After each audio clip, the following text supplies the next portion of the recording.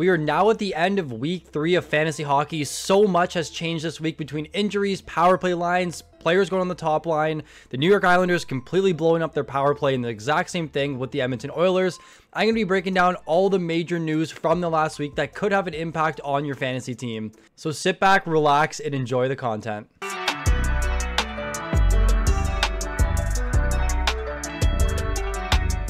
We're going to start this video off by going through some of the injuries, which continually seems to be the major news throughout the NHL, with players going down with illness or with injury and missing a lot of time. And this has a major impact on your fantasy team. So Robert Thomas, unfortunately, fractured ankle. He's going to be out the next 4 to 6 weeks. This is a very big blow to the St. Louis Blues. He is their staple line 1, power play 1 centerman. And losing your top line center has a major impact throughout the lineup, especially with his line mates. Fortunately for us, we are going to see Brayden Schenn move up to the top line and play on the top power play unit. If you did listen to my players to add video, he was in there. A very good mix of shot and hit volume. And now with the upside of him playing with Jordan Kyrou on the top line and on the top power play unit for the Blues, he should be a very good add until the return of Robert Thomas. A very good replacement if you are a Robert Thomas owner. Anthony Duclair out 4 to 6 weeks with a lower body injury. This gives a significant bump to Anders Lee, but I'm going to get into it a little bit on the New York Islanders power play a little bit later in this video because they completely blew things up with Barzal now on power play 2. But what we're seeing here is Anders Lee has been put into a better role on the top power play unit and offensively as well. He's been shooting the puck quite a bit this season, so not any major impact right now, but I do think Anders Lee will be the biggest benefactor. With Ross Colton, if you've rostered him so far, if you got to add him when he was at just 7% roster when we were shouting him out, he has been so good for your fantasy team so far this season. Unfortunately, he did leave Thursday night's game, but he seems to be good to go for tonight's game on Sunday the 27th, which is a very good sign. So if you put him on your IR Plus, make sure you put him back onto your roster. Now, there are going to be a little bit of more discussion here about the Colorado Avalanche in my next slide when I discuss some of their players are going to be returning back to the lineup, and this may have an impact on Ross Colton's power play time, which is where he has been benefiting the most. So keep in mind, if you get some trade offers for Ross Colton and they seem to be pretty fair for him, I would definitely make the trade and just sell high on Ross Colton. Juraj Slafkovsky, I have him in a lot of leagues, so this one hurts a lot for me personally. He had an upper body injury. He had a lingering shoulder injury, and he seems to be out now for about a week. With the news that Slafkovsky is out for a week, Alexander Newhook has been moved up to the top power play unit. I don't think it's any major impact here for Newhook. I would say he's about a 16-team league add, but in 14, 12-team leagues, I probably wouldn't really care too much because the shot volume, hit volume, and overall point production just isn't strong there. Lastly here, Vince Dunn, lower body injury. He got placed on the LTIR, eligible to return on November 12th. This does give a pretty big bump to Ryker Evans, who now moved up to the power play 1B. Montour getting moved up to the power play 1A. Evans has actually been pretty solid, and I did shout him out as an ad in my last video.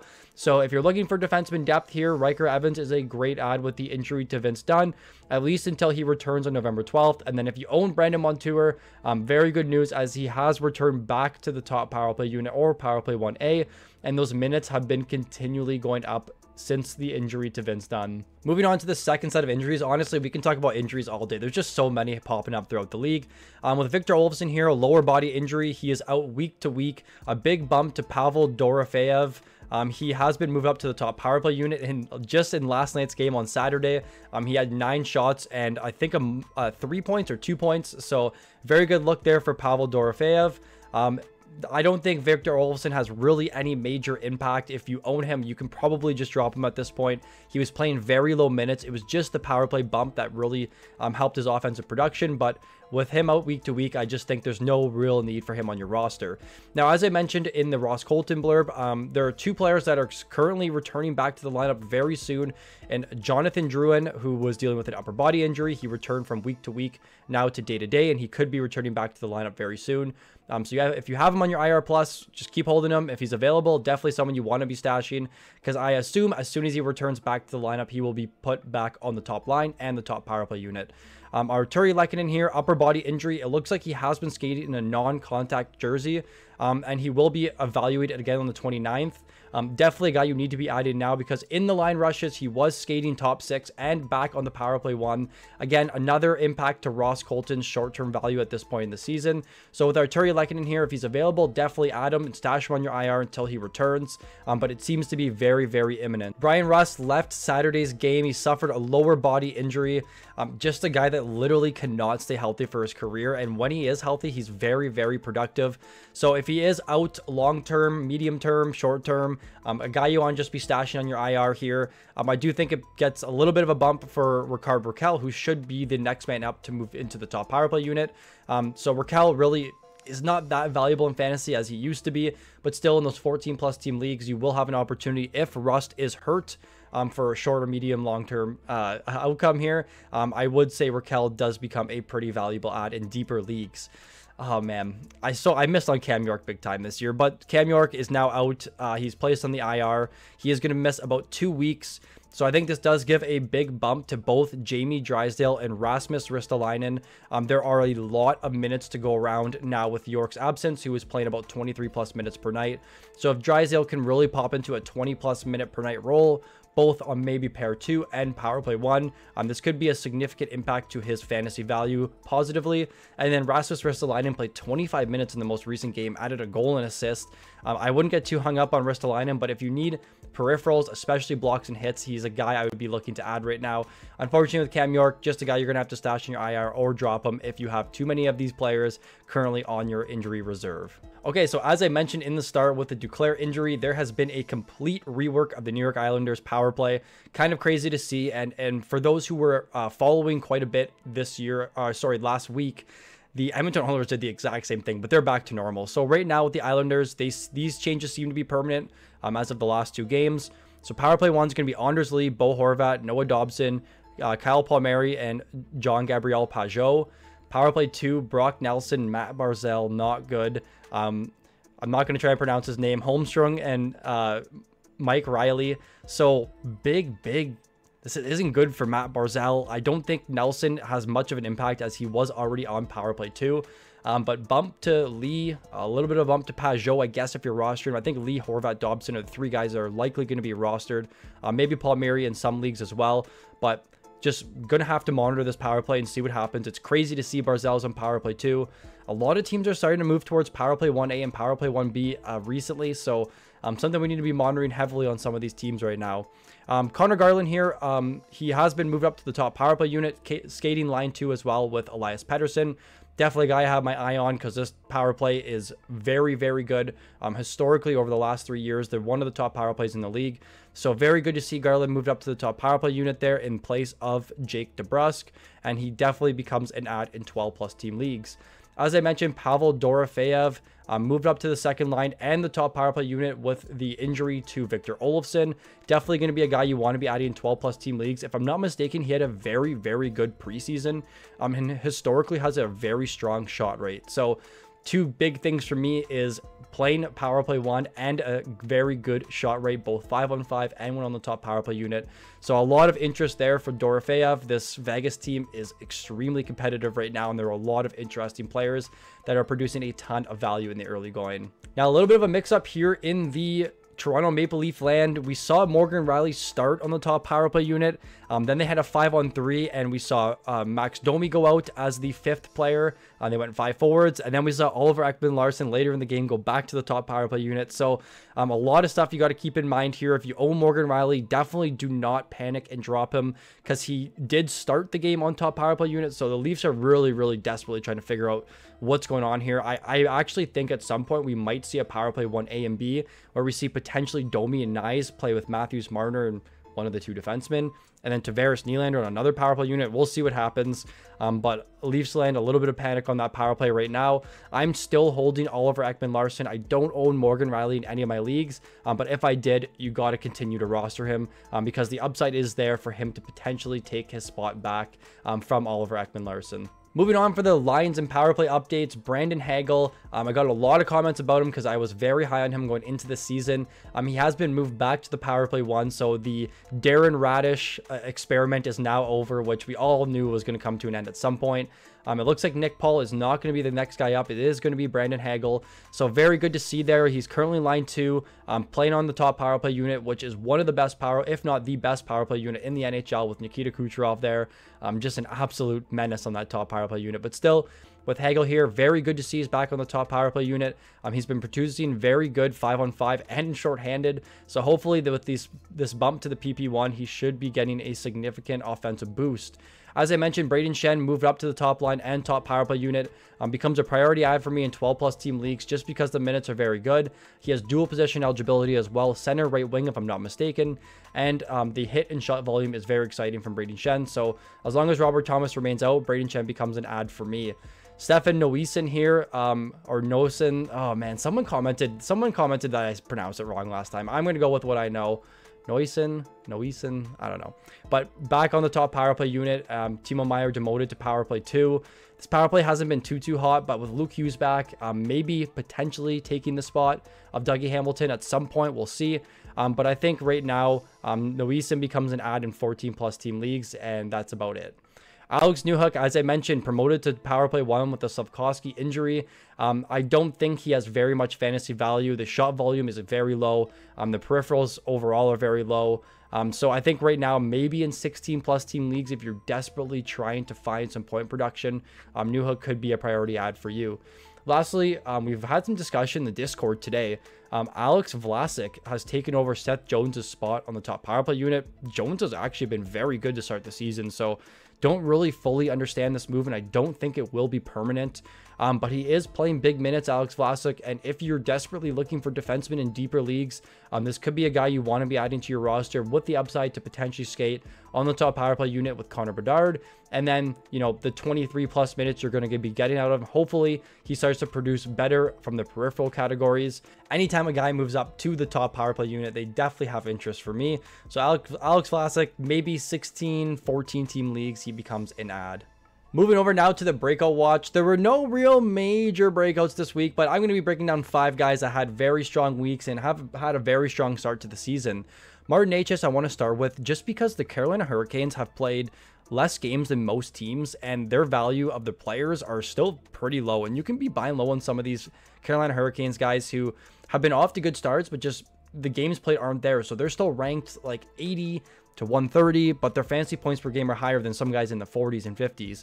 Martin Necas has been solid with 7 games played so far this season, 9 points, 5 points on the power play, averaging almost 18 minutes time on ice. He's starting to shoot the puck a lot after the first 2 games, and I don't think he recorded a single shot. So as long as we begin to see that offensive production scale upwards, especially with the shot volume and the top power play unit minutes, Necas is going to be a watch for a point per game player throughout the entire season. Speaking of point per game players, Matvei Michkov has been phenomenal for the Flyers with 8 games played, 9 points, 6 points in the power play after the team set, if I'm not mistaken, set a record last year for the league's worst power play in history. So good to see that he has provided the offense for that team, especially on the top power play unit, scaling close to 19 minutes per night right now. So a lot to like from Michkov, who's playing a line 1 power play 1 role and has been very exciting to start the season. Brandon Hagel has been a primed breakout candidate, although has not produced on the top power play unit. He has been producing everywhere else with 8 games played, 6 goals, 10 points, averaging 18 minutes and 25 seconds time on ice. Now, if the minutes have dropped by about 1 total minute from last season, I don't think this is any worry for your fantasy team. If you own Hagel, good job. He's going to be a very strong player for the rest of the season. Casey Mittelstadt, for some reason, just is not highly owned. I think it's because he's just a center, a sole center position player, but has been very good, and so is his Avalanche's power play, which is currently #1 in the NHL, and Mittelstadt has been a big benefactor of that, with 8 games played, 5 goals, 9 points, 5 of those points being on the power play, and averaging close to 20 minutes per night. Someone needed to step up with all the absences. They have so many injuries throughout the lineup right now, so hopefully Mittelstadt has secured this 2C role, potentially power play 1 role. We're going to see what happens when Nichushkin returns, when Lehkonen returns, when Drouin returns. It's going to be pretty much a dogfight for who's going to be on that top power play unit. But my money's on Mittelstadt there because he has been very good to start the season. And they made a trade with Bowen Byram to acquire him. So that means you know, he may take the reins over some players that didn't require so many assets to give up to get him. Now, lastly, Matt Boldy, I have a future for him for 40 goals this season. 8 games played, 4 goals, 11 points, 6 points on the power play, and 29 shots on goal. He is the guy. He is a primed breakout candidate. The one thing I stressed a lot in preseason, especially if you watch the streams, is so many people were high on Wyatt Johnston, but you could get a 30 ADP discount in Matt Boldy for pretty much the exact same outcome. And if you drafted Boldy over Johnston, you are reaping the benefits so far. Johnston's off to a slow start, but I assume he's going to be turning around at some point. But Boldy has been a mainstay in this Minnesota offense, although not skating with Kaprizov at 5-on-5. The power play has been phenomenal. Boldy's overall production with 9 shots in his most recent game just shows the true breakout candidate of Matt Boldy, who could easily be a 40-40 player this season. So a lot to like here from him. If you drafted him and you heard me just talk about him for the last minute, you're probably smiling at your screen right now and you're pretty happy. But good for Boldy and good for the players that have been breaking out so far early this season. Let's wrap it up with the hardest position, I think, in all of fantasy sports, and it's goalies in hockey. So the last 2 weeks I had Alexander Georgiev, and my blurb was, I don't know what's going on anymore. I don't know why Noonan's not starting, but luckily he is starting with his 4th start in a row. Tonight on Sunday the 27th, he's getting his 4th start in a row. Please add him everywhere. He should not be under 50% rostered at this point. He's going to be scaling up to over 70 very, very soon. I would not buy high on him though, so just keep that in mind. I'm telling you, if he's available to add him. If not, don't try and trade away everything to get him, because there is still a risk of him losing the net to Georgiev and vice versa. So just something to monitor right now. But if you're able to add him, he could be a league winner for the rest of the season. Adin Hill has been an absolute nightmare with the Vegas Golden Knights, although their team's offense has been phenomenal. He has an .864 save percentage and a .385 goals against average. I said I don't know why Samsonov's ownership percentage was so high and that you should drop him. I was totally wrong, and that comes with being in this business of making takes and having hot takes on players. And so Samsonov has seemingly won the net so far. He's been very, very good for the Golden Knights, and he's definitely an add in 10 to 12 team leagues. Joseph Woll came back from the IR. He returned against the St. Louis Blues at home. Didn't have a very strong start with 4 goals against on 26 shots. I think it's still Stolarz' net, and I've gotten a lot of question asking, do I drop Woll for a Noonan? I think the answer is yes, because one guy is a backup right now, and that's Woll, and one guy seems to be taking over the starting role, and that's a Noonan. It's up in the air, but I think it's Stolarz' net to lose. He's been extremely good, and he's earned the trust of the coaches so far, so I can't see Woll breaking through and taking over the net from Stolarz at any point. So right now, it's going to be a Noonan over Woll for me. Now, in that same video, I told you to get rid of Samsonov and add up Jarry. Just look at the outcome, guys. This is why goalies are the hardest position in fantasy. It's hard to make takes on them, but I'm doing my best to help you guys. So with Tristan Jarry here, he was sent down for a conditioning stint. Not a good sign. I don't know who's starting in Pittsburgh right now. I think Joel Blomqvist seems to be the starting goalie, who had 46 saves on 50 shots against the Edmonton Oilers on the road, and was good again on Saturday night. So right now, I don't think it's going to be Nedeljkovic. It's probably going to be Joel Blomqvist. If you own Jarry, you can probably just drop him at this point. I don't know if he gets NA eligibility for going to the minors. He might. If that's the case, put him on your NA slot right now, but just not a very good start for Jarry right now. Now, the last goal I wanted to touch on was Dustin Wolf. So him and both Dan Vladar have split the net 50-50, 4 starts apiece. Wolf has a 20 or a 0.020%. I'm just confusing everyone. Wolf has a 924 save percentage, and Vladar is about a 902 save percentage. So I think it is Wolf's net. At some point, he may take over and become the starting goalie. If you own him, good. If he's available on waivers, definitely someone I would be wanting to add. I think moving forward, if Wolf continues to keep up maybe a 915 save percentage and better, he will likely take the net over on a Calgary Flames team who has been good to start the season. I can't see this sustaining by any means, but still, Wolf should still continue to see massive volume just like he did in the minors and put up a solid save percentage. So I think he wins out the net, and this could be a good time to add him before he does. That will do it for the Everything Has Changed After Week 3 of Fantasy Hockey video. If you enjoyed the video, make sure you leave a like, and if you're new to the channel, please subscribe. Thank you so much for watching, and I look forward to seeing you all in the next video.